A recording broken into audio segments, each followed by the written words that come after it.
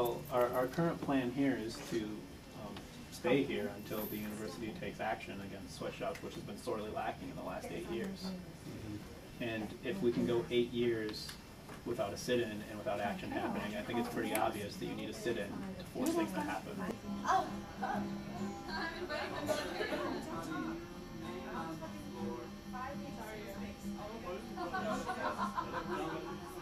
What are you trying to get done? I haven't got time to video tomorrow. Oh, awesome. If you want help, I can work on it. Yeah. I'm gonna work on it. They knew once we got it. They donated it? No, they gave us like a and they're all gonna come to the rally. So they wanted to come. The owner was there. Just to are they not going to stay in here though? That's awesome. Except they always work. I was like, well, they said they usually work because they're working. What are you going to do? Yeah. I was like, well, you can go inside if you want. He's like, and also, there are weather. Can you get able to come to that? I guess I'll be out. I'm alright.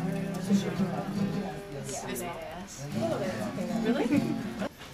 What I want to propose is a meeting that we'd work to arrange tomorrow with me, with either Dan or Marvin Krisloff, the General Counsel, Royster Harper, the VP for Student Affairs, because of the discussion of MSA and so forth in here, and Larry Root from the committee. And I know a lot of you have insight into these issues, but we've been talking about these issues for a year and a half, and we feel fairly confident about all of our things, and they're very well researched demands that we have on our list. And since we want to have discussion and dialogue with somebody who can make decisions, and while you all have very, very good insight into the issue, the high and low is you can't make decisions. And unless the meeting's with Mary Sue, we don't necessarily want.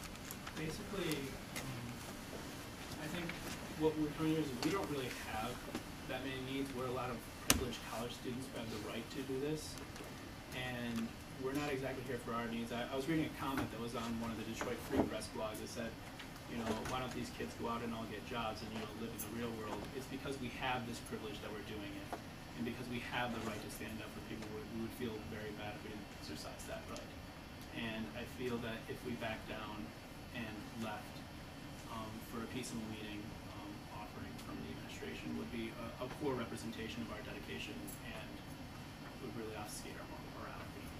Certainly it's one thing to get our message out there, but it's completely another to have people act upon it.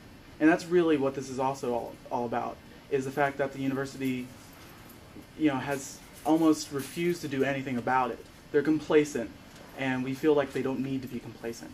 We're not complacent, and we're the university. We're the students of the university. Well, the general response to that is, like, while President Coleman has met with us, it's been in a very inconvenient time for the students, which is usually in the middle of finals, or April 20th was in the middle of finals. Last year was April 26th, and each of these meetings has produced little to no change. And I think it's obvious that if you look at the committee's website, they haven't done anything in the past 3 years.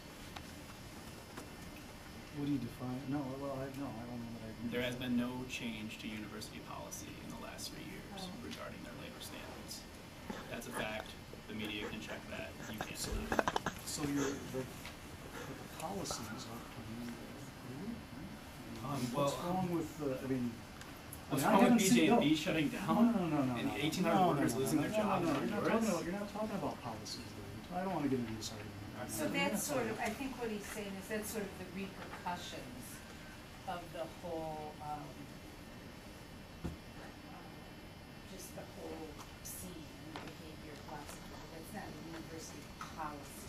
So Well, it's not, but the university's complacency in that policy is allowing the system to continue. All of these factors that we have cited have had university produce collegiate apparel in them, and as long as the university continues to be in action, it is still a bystander, and that's just as morally as reprehensible as being the oppressor itself.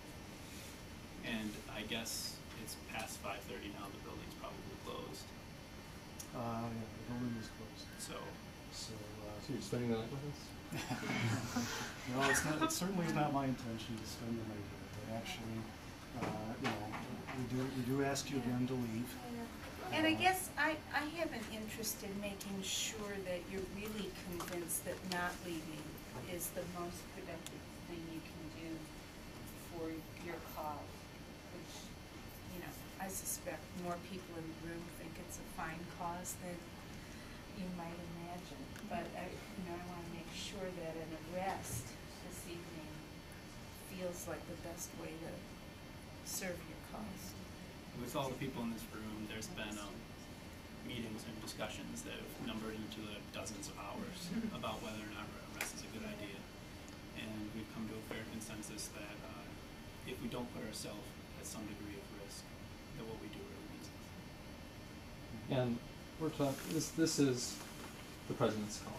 This is her office, and we're here to speak with her. And if she would rather have us arrested and talk about our concerns, which are her concerns, because she has acknowledged that the code of conduct is not working, that's her decision, and I mean, she has to live with it as much as we do.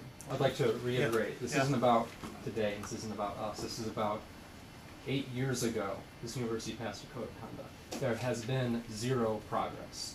We have the same licenses we did then, the same abuses we had then, except now we have factories closing for doing things we promised them they're allowed to do. So we're here in our $8 suits, this might be a little more, but there are people putting that block M on our shirts that can't feed their families. We're through. This is the day. You guys really probably don't care about what the students want, but at least recycle the paper that it's written on.